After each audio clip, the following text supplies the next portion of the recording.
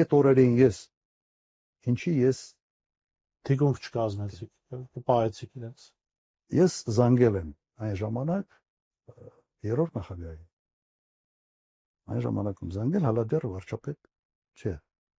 Չեմ հիշում, դեռ ինչքան հիշում եմ հալա վարչապետ չէ, բայց արդեն պարզել որ ինքը պետք է լիներ։ Խեմ է զանգել նաև, որովհետև ինձ տարբեր մարդիկ դիմում են ասում են, միա դու էլ ասա մեր ընդհանուր ծանոթները։ Ոնց որ վիճակը ձեռից գնում է, բան չի անում։ Ես զանգեցի եւ ասում եմ դու վիճակը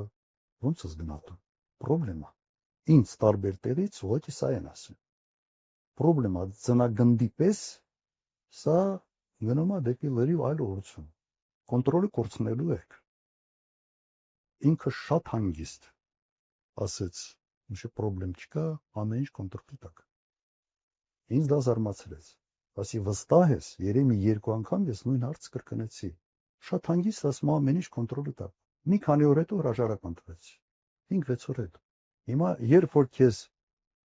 շատ հանգիստ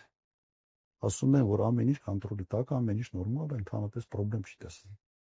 Ինչ պիտի անեն։